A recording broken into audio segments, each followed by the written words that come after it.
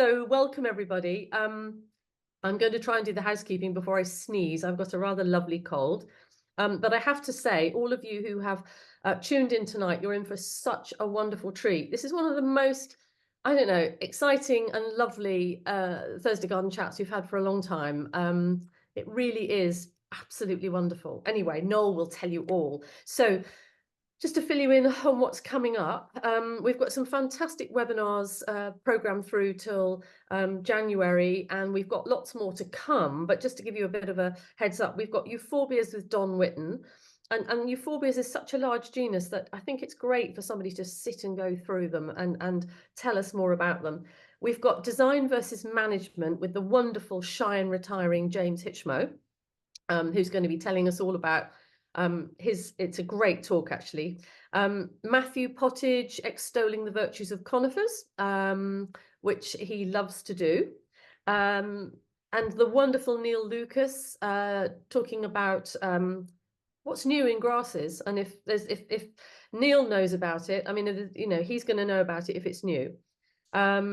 Then we've got two interesting new series coming up in January and February, with Andrew Duff on garden design and Paul Hensey on construction detailing. So those are sets of three very interesting and fantastic tutors. And then we've also got Claudia West, who's based out in the States, on rebuilding ecological abundance. So that will be very good. And we've got much more to come. So keep an eye on the events page, because Noel's feeding them through every few days. So there's lots and lots to come. But it's now winter. I think there's snow in the UK, I'm pretty sure. And so it's time to hunker down and watch webinars, I think. This is our Thursday Garden Chat, our service broadcast every Thursday at 6 o'clock UK time, and it's free to view. So if there's anybody who can possibly donate something, it helps the wheels go around and it helps us to keep it all going. And of course, if you miss the live Thursday Garden Chat, it goes onto our YouTube channel. And if you miss any of the webinars or they're in the wrong time zone for you, of course, you can watch them on pay to view as well. So you don't have to be live in the moment. I mean, it's nice if you are, because you can ask questions, but there we go. So I think that's all our news and views, Noel, isn't it? I think that's all we need to say. Yes. I think so. And so I'm going to hand over to Noel. But like I say, you are in for such a treat this evening. It's absolutely fantastic. So sit back with something warm or something alcoholic and enjoy. We're going to be going to India this evening. Now, it's probably 7 or 8 years since I was last in India. Before that had been, something probably about half a dozen times. And landscaping in India, or gardens, were not something that really had much of a profile. Most design landscapes seem to be either Mughal or British designed parks. Many urban landscapes were struck me as never designed in the first place or degraded. But the only bit of nice planting I ever came across was sometimes in the gardens of posh hotels. But since then, an awful lot has changed. And about a year ago, I started looking at the website of a landscape company called Aniket Bhagwat, which is the oldest landscape design company in India. And I was really astonished at the range, size, the quality, and the public spiritedness of what they were doing, backed up with a lot of research. And one of those websites is just very generous in not just showing you what they are doing, but also in sharing resources. And we began to talk to them, and finally we arranged to commission a presentation, an interview with Aniket Bhagwat, who is the director of the firm and the third generation of his family to be involved in the firm.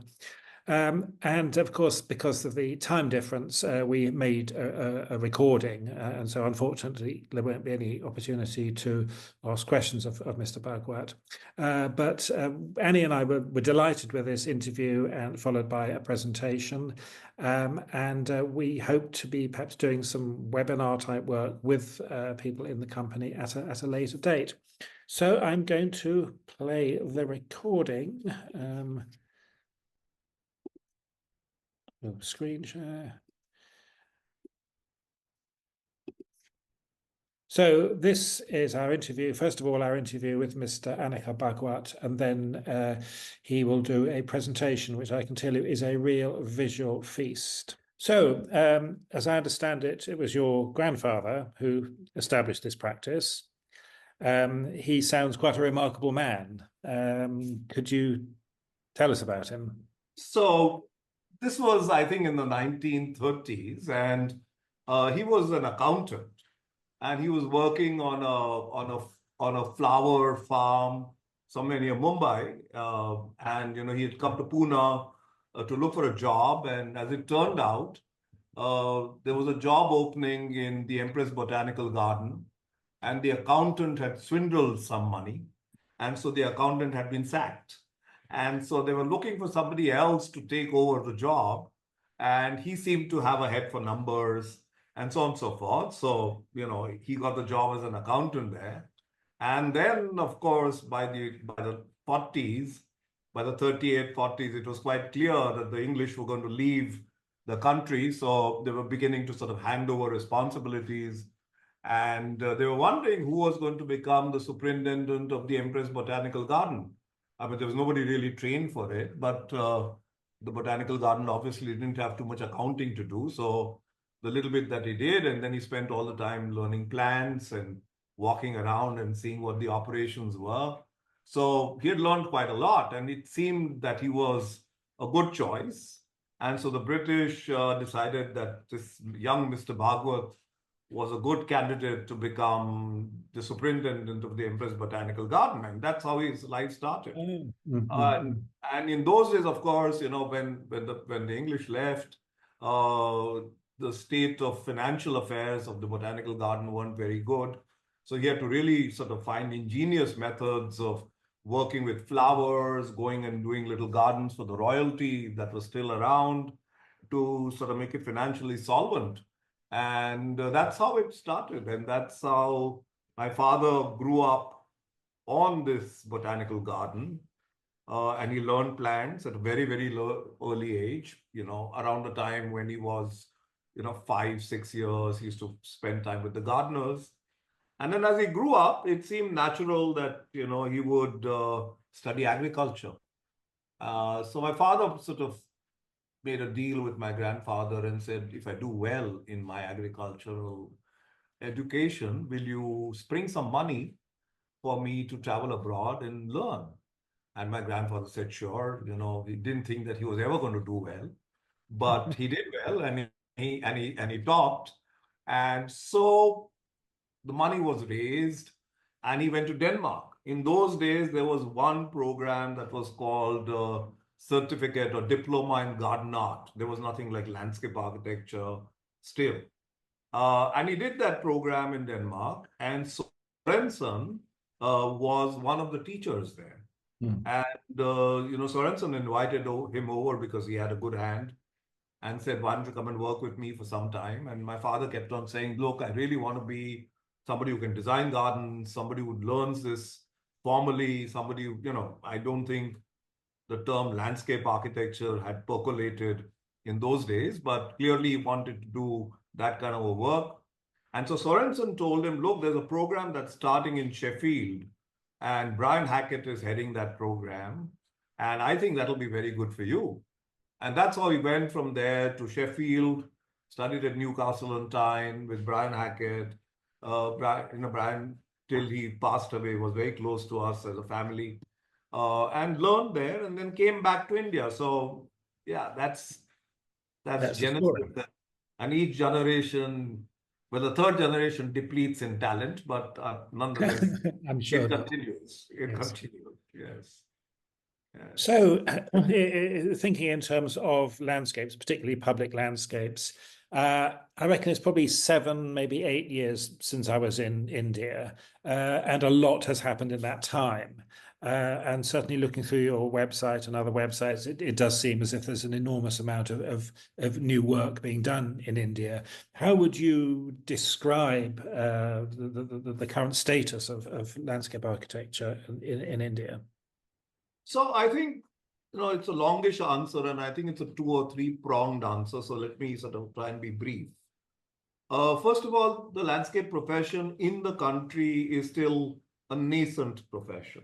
The first program, educational program that started in India was only in 1972. Unlike a lot of other parts of the world where you can sort of learn to become a garden designer or a landscape architect. In India, you have to do 5 years of architecture.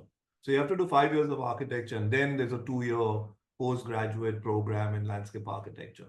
This is in 72.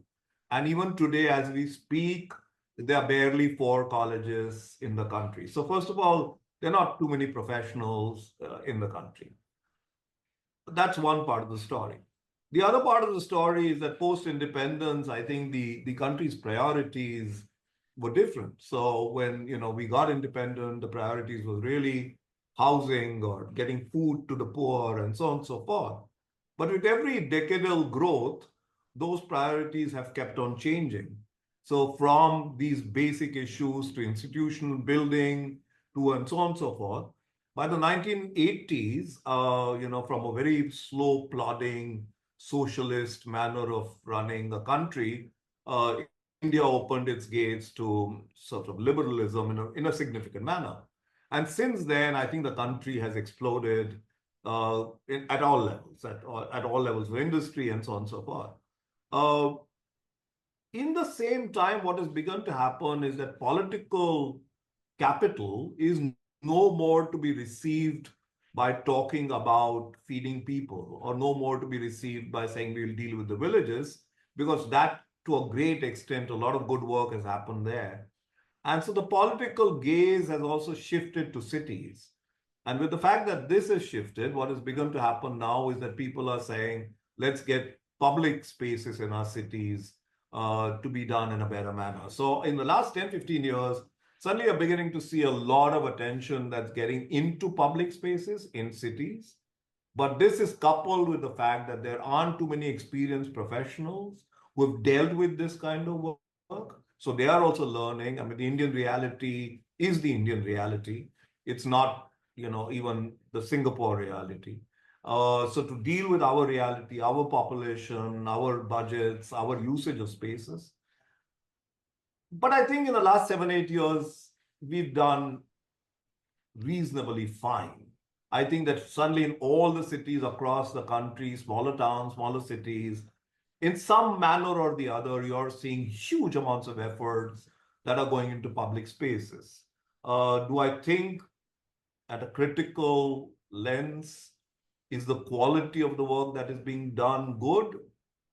I would reserve my judgment. I don't think that is the case. But the fact of the matter is that, in fact, a lot is being done. So I think the canvas has changed. And I think in the last couple of years, you're suddenly beginning to see very good work that's comparable with anything globally, that's beginning to appear in bits and pieces across the country. So yeah, I think that's the kind of evolution that this country's gone through or going through. I've been very interested to read about some of the public projects, the restoration of the Victoria Gardens and Ahmedabad city centre, and then this organisation, the Parks people. Could you tell us about them, please? So this is interesting because, it's a story worth quickly telling. There is a very large corporate house in India that manufactures pharmaceuticals and does power distribution in cities, and they happen to be old clients and friends. And at some point, about 8 years back, I was at their place over for dinner, and we got in a conversation on the idea of patronage. And I was saying there are 2 kinds of patronage. There is something that I would like to call sustainable patronage, and there's something that I would like to call real patronage. So what did that mean? I said, well, when you open a school or when you sort of, fund a hospital, that's kind of sustainable patronage because you put in the money, but it's possible for you to, well, recover some amount or at least deal with its operating costs. But real patronage is where you give money and you forget about it. I mean, it's never going to come back to you. You're not going to be able to create an asset. And I said, great things in society have only happened because of these ideas of real patronage. And so that led to the question of saying, what would that really mean? What would that really translate?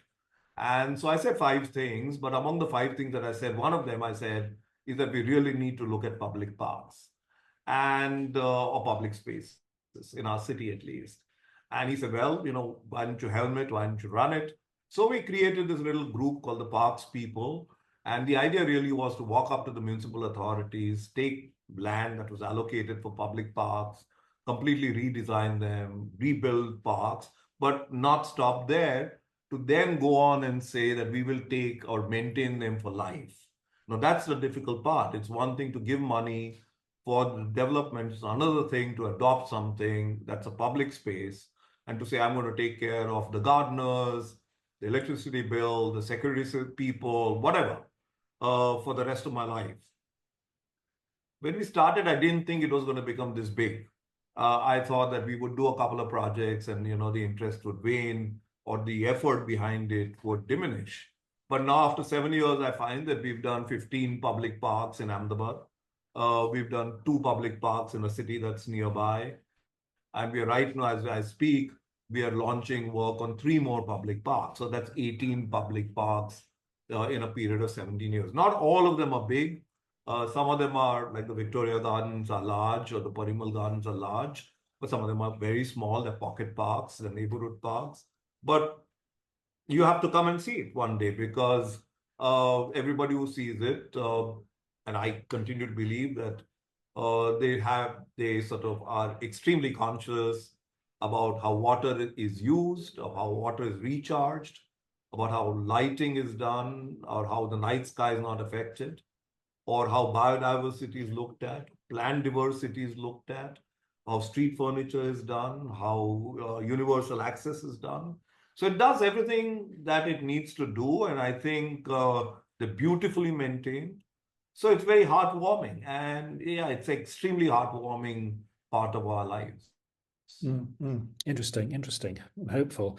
So I was wondering about historical models, because it seems to me that in every culture around the world, gardens and landscapes have depend a great deal on historical models. And I was wondering how this works for India, because the examples of historic landscapes we see are, on the one hand, Mughal, with this sort of classic Persian Shahbag, and then of course the British with their parks, and of course in the current political climate of Hindutva, putting original Hindu Vedic ideas forward, these models these cultures are being very much rejected, from the top down.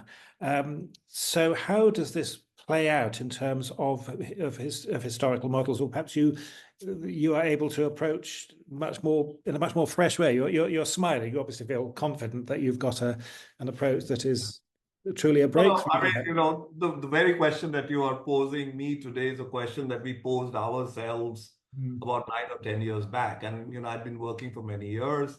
And I said, what is the Indian garden? And, India, of course, as you know, is a very big country. It's got every climate variation in the world. It's got huge cultural diversity. We speak so many languages. So first of all, I think the notion that there can be one singular idea that is an Indian sort of idea is wrong, because India is literally 40 countries put together. So there will be many, many different ideas. So we launched something that was called Tracing Narratives, and it was a search for the idea of the Indian garden. And so we wrote to people all across the country and said, look, if you can come across anything that you think is a good example of a garden, historic, modern, whatever, please send it to us. And we started getting a lot of examples coming from all parts of the country. And we realized that there was really no physical manifestation that held it together. They definitely looked very different. The planting was very different. The structure was very different. The spatial sequence or the scenography was very different. And yet we said there has to be something that ties it all together. And slowly we began to find that what really does tie it all together is the ritual of the Indian garden. So it's not so much whether it's this style or that style, but the idea of the Indian garden from the Vedic times or from the writings of Kalidas or the way it has been described in Shakuntal, for example, are about gardens where the ritual of human life is enacted. And that ritual of human life can be enacted in many, many, many different ways. It could be religious rituals, it could be social rituals, it could be cultural rituals, but there is a ritual that is very deeply connected with the idea of the garden. And I think that's what really ties the idea of the Indian garden well. The Indian garden is many different things looking completely different, had different planting palettes, different structures, different typologies. They could be small gardens, they could be gardens connected with temples, whatever they are. But the idea of the ritual in the garden, the idea of finding the human being and the manner in which he or she will be engulfed by this garden and react to the garden, both in soliloquy, in quiet prose and quiet conversation, but also in a group, is, I think, what really seems to be the tying thread between gardens in India. Interesting. Right. Now, we have a particular interest in planting design, but good planting design is dependent very much on the nursery trade. So, I mean, how is the nursery trade developing? And do you feel that as a business you are able to get the plant material you want, or whether there are any particular relationships between yourselves and the nursery industry to expand that diversity that's available? So, I mean, when you compare the nursery trade with what you have in England or other parts of the world, I don't think that we have a nursery trade in that sense. So today, I think over the years, from the time that my father practiced it, and we continue today, is that we are deeply aware of the kind of plant material that we want to use. Sometimes we can go and source it out from forests or from people who have them as saplings. But we've slowly, but the nursery trades have reacted to this fact, and they started stocking the kind of plants that we would like to use. So things keep changing from the nature of species that they're beginning to stock. So I think in that sense, it's a fairly proactive relationship that seems to have now, seems to be emerging in the country, where the nurseries are they're listening to garden designers or landscape architects and saying, okay, fine. So if this is what you want to use, then we don't have it now, but give us some time and, we'll try and put together this palette. So I remember about 14 years back, we had done a house, and once that PowerPoint comes up, hopefully I'll be able to show it to you. And where we just wanted to use all kinds of wild grasses. And, there was no nursery that used to stock those wild grasses. And so we went to riverbanks and we sort of found those tufts of grasses and planted them. But the landscape turned out fine, and the nursery people saw an opportunity in that. And as a result, they've done large nurseries now that just stock wild grasses. But so there is this very, very symbiotic relationship with the nursery people and the designers. That's the good part. The not so good part is that you are unable to specify plans based on height or growth or caliper or any of it. I mean, finally, you just have to pick up, 6-month-old or 1-year-old saplings. And that's the palette that you have to work with. So it's impossible to install a garden that is reasonably mature, where you can begin to say, look, I really want something that's 5 years old, but I want the entire plant palette to be of, matching sort of growth rates or situations. That I don't think still happens in the country. But are we sad or are we worried about locating the plant? But not really. We are just finishing a public garden right now in Ahmedabad, and it'll open up in 3 months. And I've got a circle in that public garden, which I call the history circle. And in that history circle, I want to plant plants which are linked with the history of the city. And this was the capital of textile, and indigo was a very big thing. This was one of the biggest trading centers for indigo plants and indigo dyes. And of course, they're not available in the nurseries anymore. And while you can get seasonal, annual indigos, to get perennial indigos is not that easy. Similarly, to get perennial cotton is not that easy. You can get something that's seasonal. But the nursery people are going all out, and they're digging out from somewhere or the other, and slowly they're putting it together. So I think in that sense, there is support and there's appreciation of somebody trying to do something different, and which I think is hardcore. Yeah, yeah. And maintenance, planting a garden, a landscape is only as good as its ongoing management. What is currently the situation with maintenance? And I was thinking particularly in terms of the training of staff, the status of staff, or new thinking about how design and management can be more integrated. It's not a good space. It's not a good space at all. So, in 87, when I was young and I started doing a lot of work and I used to do 20, 30 homes every year, I felt very proud of myself that I was doing a lot of work, and I would do it for 1 year and the second year and the third year. But after 4 years, I started going back to these houses to look at, what we had done, and there was nothing. I mean, there were gardens that had disappeared because nobody was taking care of them. Nobody knew how to take care of them. And I sort of realized that if this continues, I will be a landscape architect who will have nothing to show. And so realized very quickly that the culture of maintenance is what you need to build in the process of design and execution. You can't wait for it to happen after the project is over. So very early on, even when you're starting to doing the drawings, when you're walking up to the site, you're beginning to inculcate people into the idea of what it will mean to take care of landscapes such as this. So in that sense, we've been lucky. We've been lucky for the last, I think, about 25 years now. But in general, I don't think that there is a good process of trained personnel who understand design ethos, who understand plant material and its requirements, who can actually be entrusted with taking care of landscapes. It's a hit and run thing, a hit and miss thing. If you're lucky, you will find a contractor who's empathetic to that idea. But it's usually the only times it works is when you are being able to enthuse everybody on the site, including the gardeners and owners, to say, look, we're doing something precious and this is going to need some taking care of. But it takes a significant amount of our time and effort. Yeah. Yes. I've got a question, Noel, actually, if I can chip in. Looking at the scope of this is so interesting, and looking at the scope of your work, it's just absolutely breathtaking. Funding for public projects in India, how difficult is that? Does the money come from the government? How are public spaces funded generally, or is there no general sort of situation?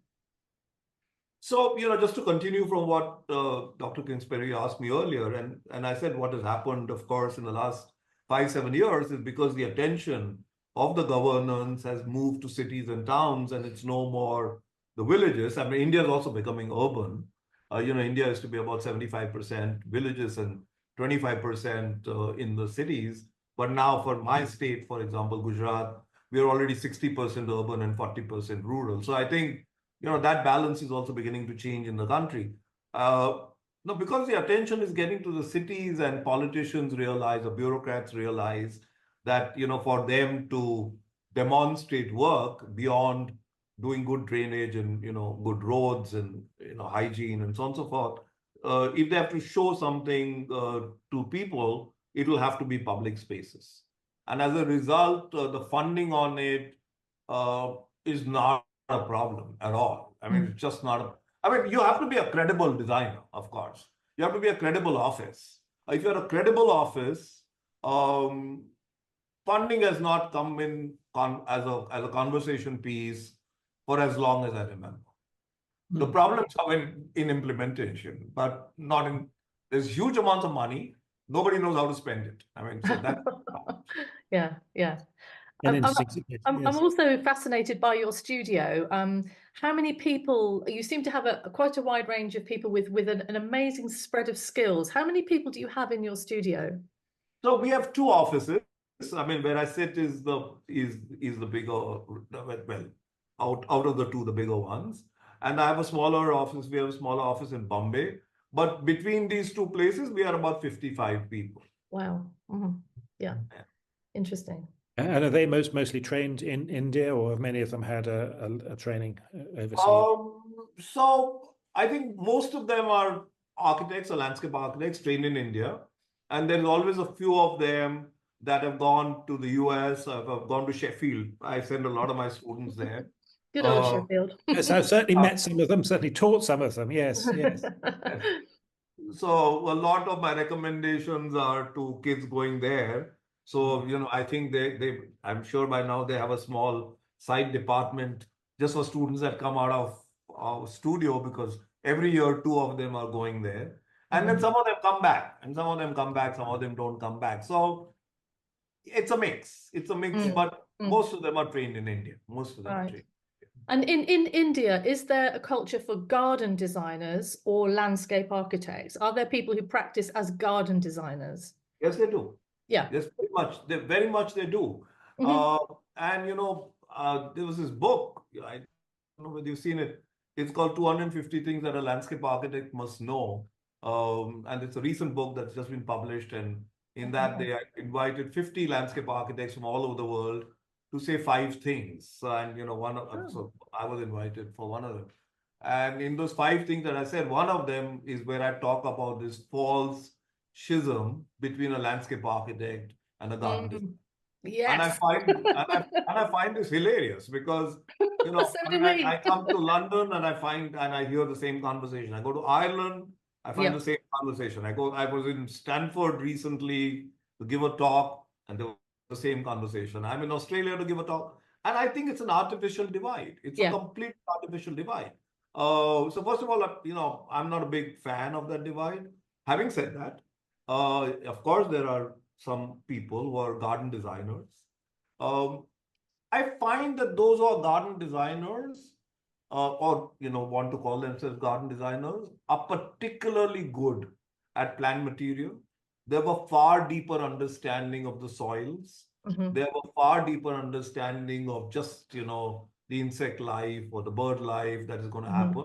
Landscape architects by training don't always have that depth of understanding. Yeah. They have the appreciation for it, but I don't think they always have the depth of understanding. So, and I think it's a scale and typology related thing. Landscape architects tend to deal with different scales, with different complexities, whereas, but I believe that at the end of the day, the garden is the genesis of it all. So, that's your laboratory. That's where you learn to do things. Yeah. And here in the UK, a lot of studios now are hybrid. So you have landscape architects working alongside garden designers and ecologists, so that you've got that wonderful mix of skills, which is the right thing to do. Yeah. So, for example, we compensate that to a certain extent. So, luckily our studio, largely because my father, you see. Studio, of course, and, 51 years now, we turned 50 in 2024. And the studio does all kinds of work from extremely large cities. I mean, at one scale, we are doing a city that is a city for 2 million people, and we've been working on it for about 11 years now.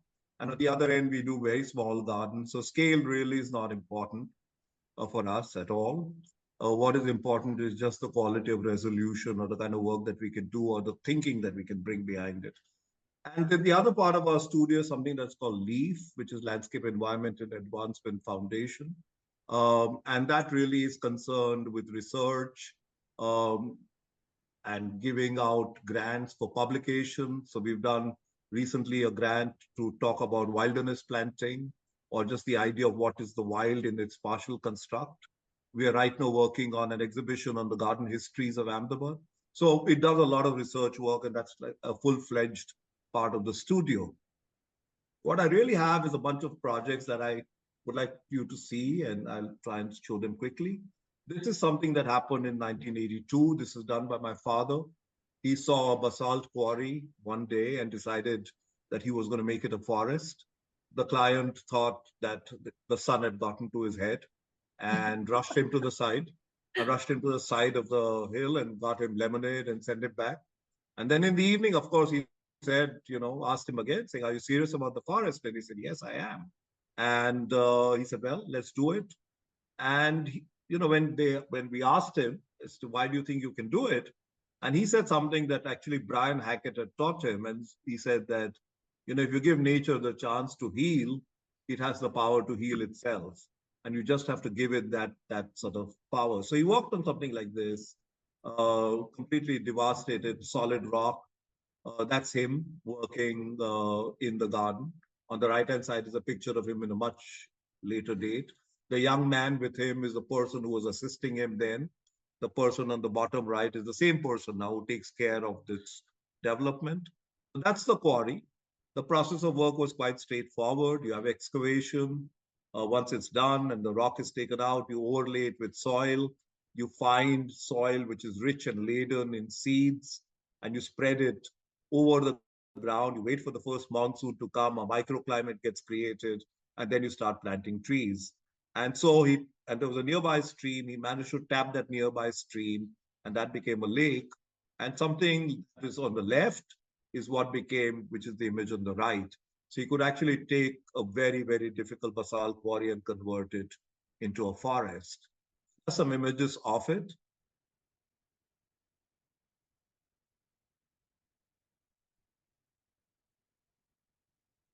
It's been many, many years now. As an office, we continue to keep going to this place.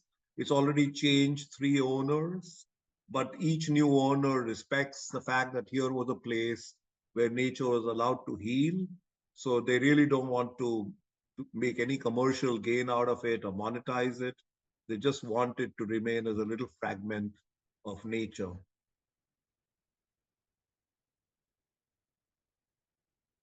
This is a project that's kind of new to me. We had gone to Agra and we were looking at one of the first gardens that happened in India. This is Babur's garden, which is a Rambagh. It's on the river, and it's one of the first Mughal gardens in India. And we were deeply impressed and fascinated by the plan. And as you're on the right-hand side, you can see it's just a grid of spaces, and you walk on the grid, and you think you're walking in similar sort of spaces, but as you sort of traverse the grid, you know that your body is moving, but your mind doesn't register that movement, and you keep seeing different things. So it's a surreal experience to sort of walk this grid, and we were fascinated by it. So when we were asked to do the landscape for a very, very large corporate office, we decided to use that idea of multiple entries and simple grids, and decided to do this as a tribute to many ideas of nature, to really be able to create a place for birds, to start creating a court of lost trees, a place of produce, grasslands, and dining pavilions. The image on the right shows you all the arrows in the many, many ways in which you can traverse this garden. And you can enter it from many points, exit it from many points, and so on and so forth. What number 2 is really the Garden of Lost Trees, where we've gone and found trees that nobody plants anymore, and almost museum-like in each quadrant planted one tree. It's a film that I've also sent you. This is how it looks today. It begins as a regular sort of garden. There's a construction steel trellis that gets created in the center of the garden, and you walk down this trellis, and it allows you to walk on the left and right and enter courts, and each court has got one tree, which is a lost tree. And so there's a court of lost tree, as you can see the image on the left. The image on the right is showing you all the courts with the trees in their nascent form. This is an earlier image. Now they've, of course, grown a lot more. And then there are places where we grow herbs and things for the kitchen. There's a water body where there are islands of grasses, and birds come and use it for nesting, but it's only for the birds. And then there's a podium where there's parking below, and the podium has been converted into a grassland. And this is for a large corporate house. So for somebody like this, to talk about a garden that is about humility, about just ideas of nature, ideas of sustainability, ideas of conservation. I think it was a powerful message and a powerful idea to do these sort of gardens. This is a very, very small garden for a family friend's daughter. She was building the house and she had this piece of land in front and she really wanted to plant the idea of wilderness in this little plant in front. So we did many sketches about how we would imagine this garden. And so that's one of the earlier sketches that we'd done. And we would always begin in the studio with doing hand drawings of that kind. And then from here, it converts itself into models and so on and so forth, and led to a very, very sort of detailed planting plan where we use species like the Jatropha's or the Nyctanthuses or the Chlorophytums or the Briars and so on and so forth. And they got deeply sort of woven into this garden and it became a place like this.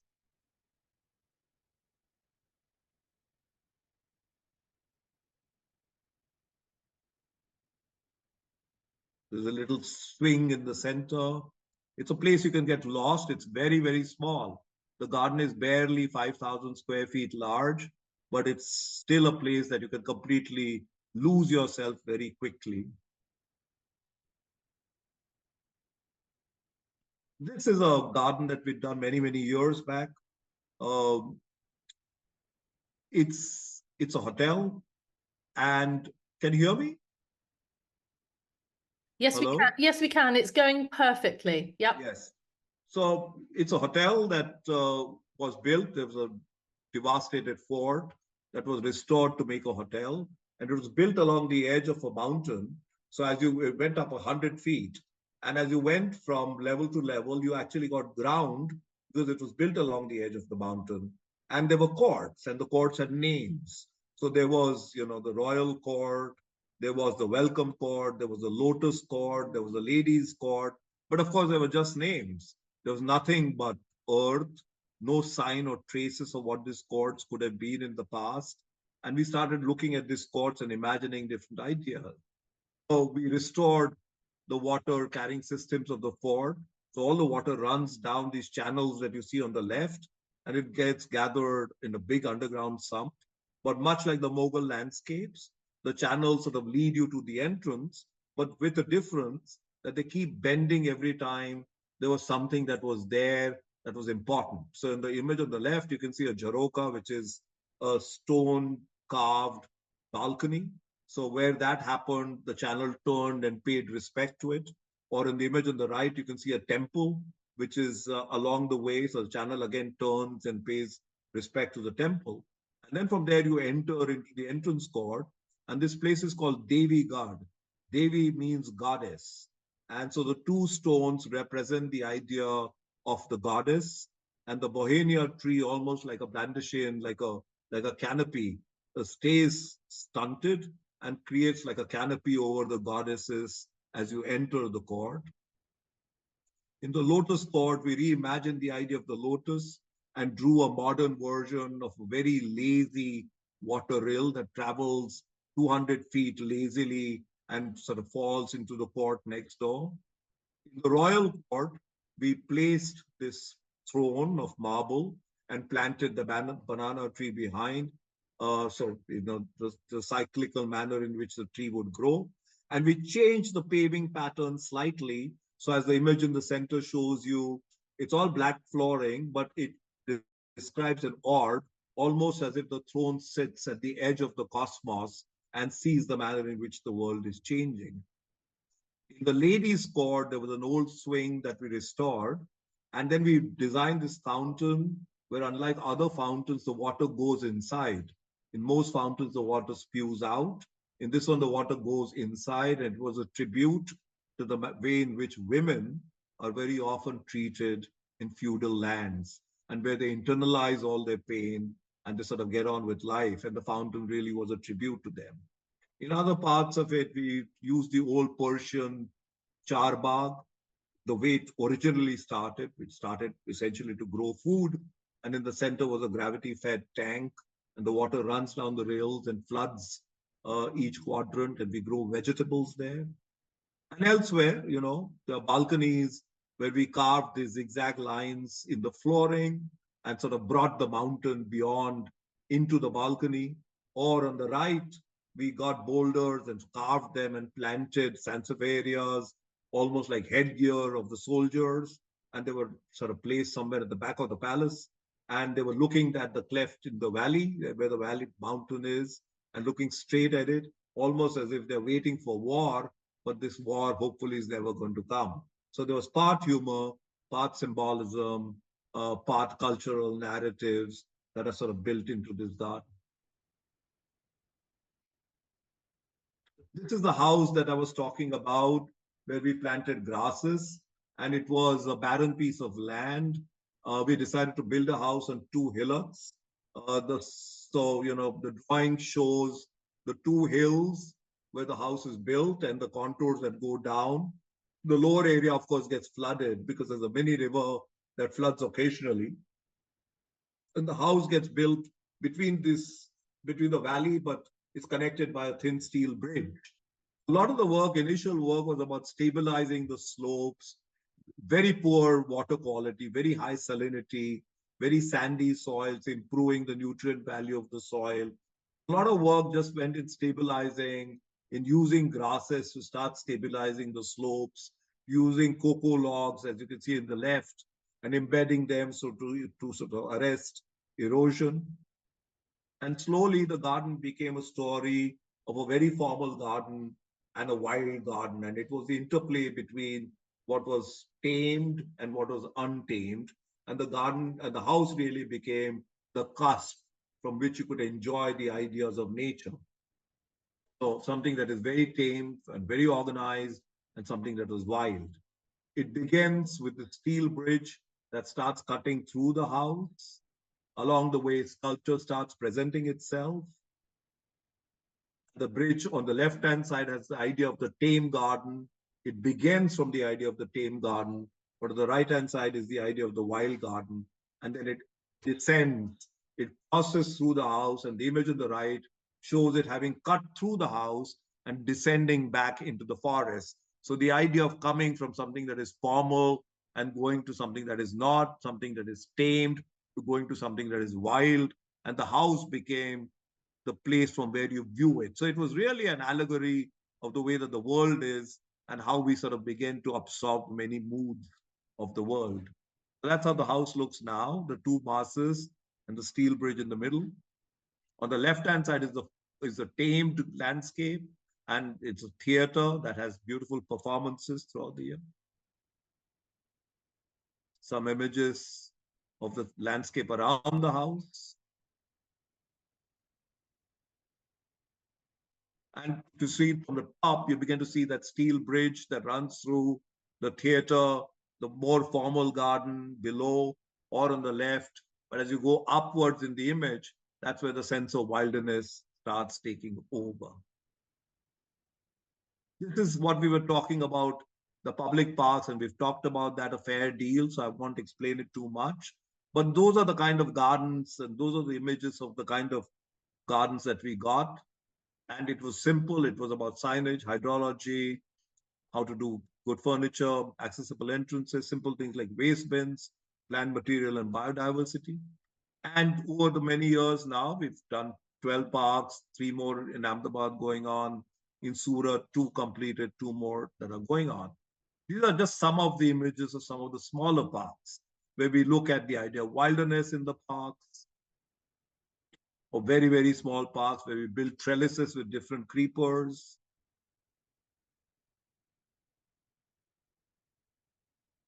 Or parks which have got large play spaces.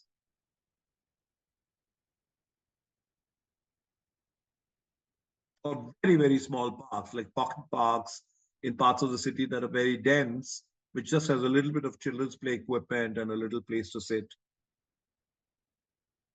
And these are the recent ones that we've opened in a neighboring city, which are refurbished parks that we've just finished. This is another park in the neighboring city.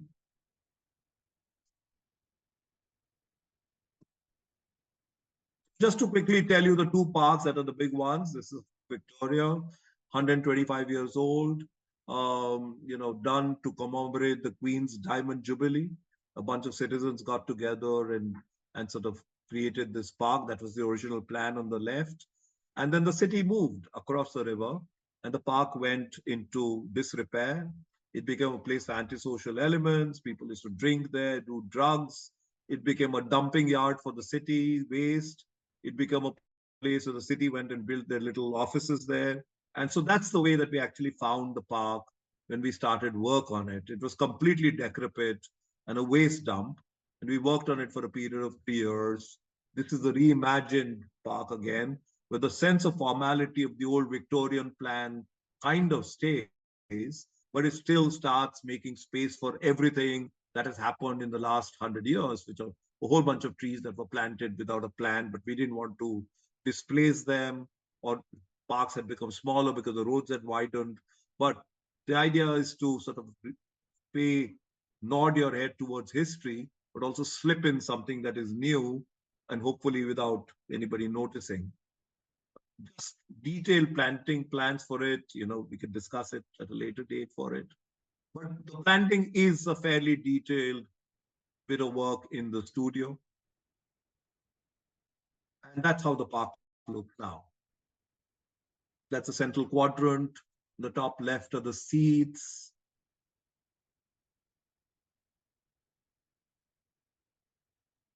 These parks are truly beautifully maintained.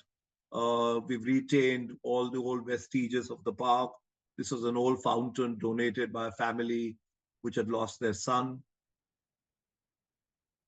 The water bodies, like the one on the right, were restored. New trellises were brought in and planted quite well. And of course, they're densely used. I mean, these parks get close to about 50,000 people using it every week. So they're intensely used parks. The forests of the park. There's a story behind it. There was Hillary Clinton came to pay her tributes to Elaben Bhatt, who was a very important founder of the Seva movement. It's a women's self-help group which has 40,000 women as members. And she had started her organization from this park. And then when it turned 50, asked us to allow her to plant a tree, which, on the right-hand side, you can see a banyan tree that has been planted. And of course, she died just a few months later. So we did a little memorial for her. And now it's become a place where everybody comes and pays respect to Elaben. This is the other garden, extremely popular in town. Again, great sense of disrepair. But there were bits of things that we held on to. The brick chimneys, which are representative of Ahmedabad's textile history. Bougainvillea arbor that was in a state of disrepair. But the rest of the park, of course, was in a particularly bad shape. And that was the original plan. This was the modified plan where we held whatever we could and saved all the trees and, of course, redesigned the entire garden.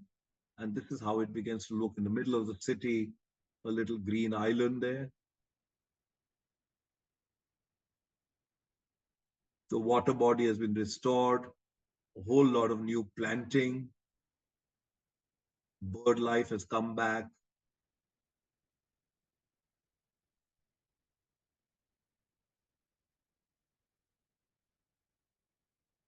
Intensely used. I mean, this is really a park where the entire theater of human activities expresses itself here. I mean, they're old people, they're young people, they're painting competitions, there are dancers who come to practice it, there are photographers who spend their time here taking photographs of young people who are getting married or have their birthdays, there are theater workshops. I mean, the whole world happens in this park. There was these chimneys that were representative of the textile history, and we got a sculptor to build these monkeys to kind of, remind us that all good things have to end, and finally life does make a monkey out of us. So, for us, it's a circle of things of the way the city's economic cycles have also changed.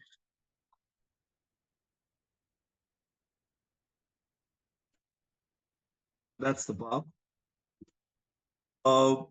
This is a project, this is a real estate project where on a land like this, we were asked to build 100 homes and lay roads. And as you can see, extremely fragile soil. There were trees, and we studied the tree cover, the hydrology in great detail, and evolved at a master plan where the houses could be located.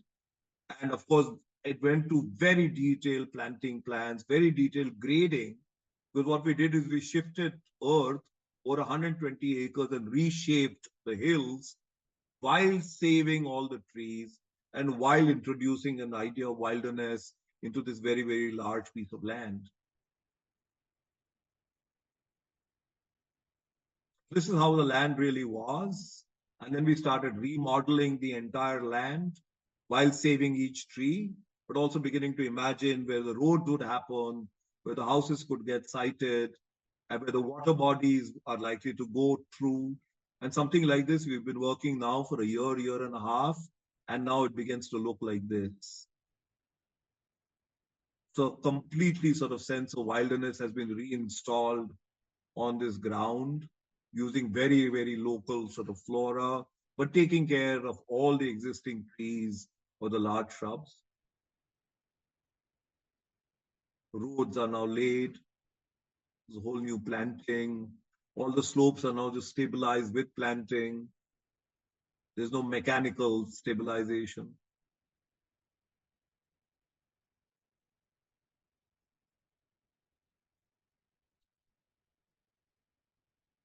And the last one, this is again a site which was like, this is 20 acres. We started just making drawings of how the soil of the site would be, water moves on the site, how, different kinds of scattered shrubs or grasses grow on the site, to get a sense of just to feel the land. We heard birds and started mapping their sounds. And the plan finally became something like this. There was a large lake that we wanted to build in the middle, and we wanted to build 2 houses and a public pavilion and a small temple, and planned the idea of wilderness. But at the same time, as you can see on the squares on top, which is number 6, to plan the idea of produce. So the idea of produce, the now at 4, 7, and 8 is the idea of theater and cacti and a maze. And then, of course, the lake is in the middle. And we, the way that would work, we would do studies, we would do models, we'd analyze sight lines, do many hand drawings, many drawings just to talk about the mood of the planting and just how morphologically planting needed to move. The right image on the right starts mapping all the sight lines to start deciding what we want to see from where. We would make models to study the same thing. And detail planting, of course. And different components would be imagined in many ways, how the maze garden could be imagined, or the cactus gardens could be imagined, leading up to the final master plan. And then the lake started getting dug and it started getting lined. And that's how it looked a couple of years back, while work was still going on. And that's how it begins now to look. This is again about 8 months old, but that's how it is beginning to look like now, where the gardens of produce, the water body, maze, and the idea of wilderness that now gets planted, and a little temple that appears in the middle of this wilderness. Some details of the temple, a water rill in the middle, and some interesting, highly detailed space, a theater for performances. Just the kind of planting that's beginning to take root now. And the lake itself, the little jetty. That's it. That's I hope I have not exceeded my time too much. Not at all. That That's was fascinating. Really, yeah, really so absolutely. interesting, so inspiring. Yeah. Oh, really wonderful. Oh, it just makes me want to come to India tomorrow. It's just so exciting. And the range Thank you. of projects. I love the range of projects. I love the detailing. Oh, we could go on for hours with you. It's just absolutely enthralling. Thank you so much. Thank you. Thank you very much. And these glitches that have happened. And Oh no, Not don't to worry. worry, not to worry. No, we'll edit those out. No, it's been absolutely absolutely fascinating. Yeah, indeed, indeed. Super thank work. you. Thank you very much. And if you need Oh, anything between today yes, and tomorrow, we'll do. please Yes, let me know and we'll send yeah, it. we'll And do. Yes, absolute pleasure meeting you. You've been very kind, very patient, very No, gracious.